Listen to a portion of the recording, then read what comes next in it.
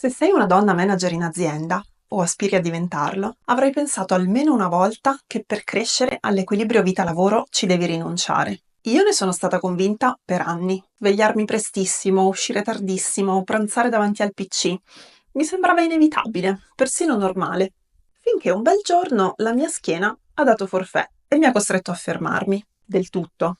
E di botto. Soltanto allora ho capito che il motivo principale per cui non ero mai riuscita a contenere il lavoro entro margini, diciamo, sostenibili, era che non ci avevo mai davvero provato. Avevo perso un sacco di tempo a dare la colpa al tipo di lavoro, ai capi esigenti, ai clienti impossibili, senza accorgermi di tutte le cose che avrei potuto fare e non facevo per stabilire dei confini di qualche tipo e proteggerli.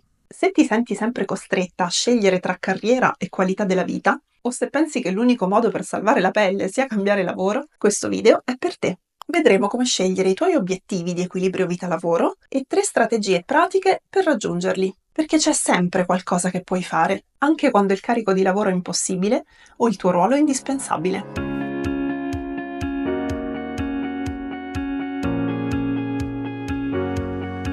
Cosa vuol dire per te equilibrio? Fare movimento 3 volte a settimana? Dedicare il sabato ai tuoi hobby? O arrivare a casa presto per giocare coi tuoi figli prima di cena? Non c'è una ricetta unica per tutte. Per prima cosa, chiediti cosa serve a te per sentirti in equilibrio e poi datti degli obiettivi, che siano sì ambiziosi ma non irraggiungibili, altrimenti lo sai, li abbandoni dopo 2 giorni.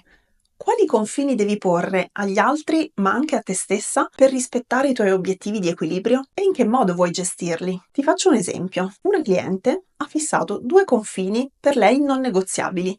Uscire al massimo alle 18:30 e prendere sempre una boccata d'aria in pausa pranzo, anche solo per 20 minuti. Si impegna a rispettare questi 2 confini a tutti i costi, anche nei periodi di lavoro delirante. In questo modo non si perde di vista e a fine giornata ha la sensazione di essersi data la priorità nonostante tutto. Un'altra cliente invece ha trovato la quadra con dei confini più flessibili. Nei periodi di picco è disposta a cedere quasi su tutto. Nei periodi non di picco fa un recupero intenzionale. Esce prima tutti i giorni, fa più pause. In questo modo non ha l'ansia di dover tenere in piedi a tutti i costi un equilibrio ideale, perfetto, anche quando magari le costa troppa fatica. Però nel complesso protegge uno spazio ben preciso per sé e per le cose a cui tiene. Quindi chiediti, quali confini hanno più senso per te? E qual è il modo più funzionale per te per gestirli nella quotidianità?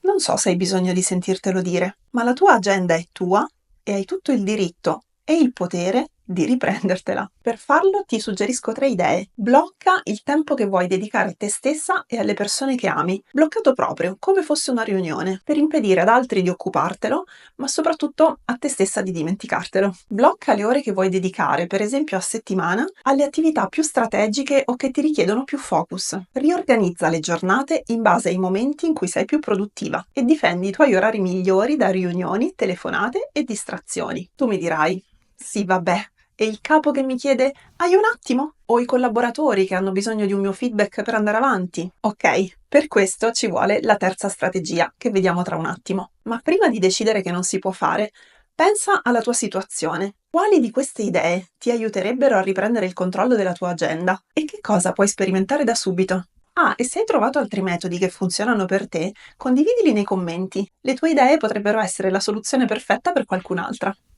C'è poco da dire. Se vuoi proteggere il tuo equilibrio, ti tocca dire più no.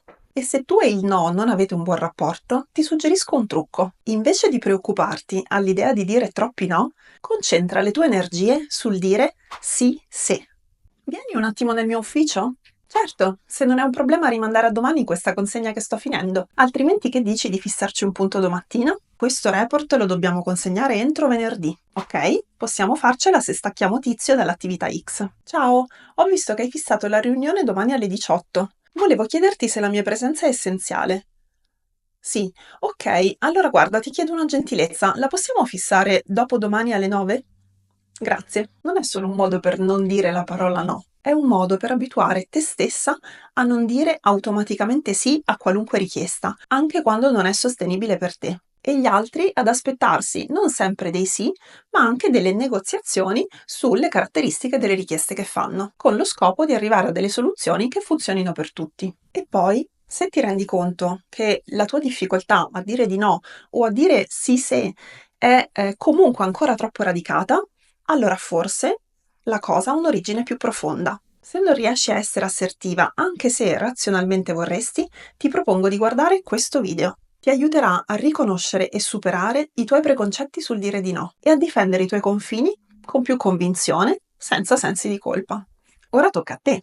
Da cosa vuoi iniziare per riportare la tua vita e il tuo lavoro all'equilibrio giusto per te? Se ti va, condividilo nei commenti. Per aiutarti a passare all'azione, ti lascio una risorsa gratuita da scaricare che ti aiuta a scegliere le parole giuste per difendere i tuoi confini in modo assertivo ed empatico insieme. Trovi il link in descrizione. Fammi sapere con un like se questo video ti è piaciuto e per altri spunti su come essere leader con equilibrio, iscriviti al canale e clicca sulla campanella. Grazie per essere stata qui e alla prossima!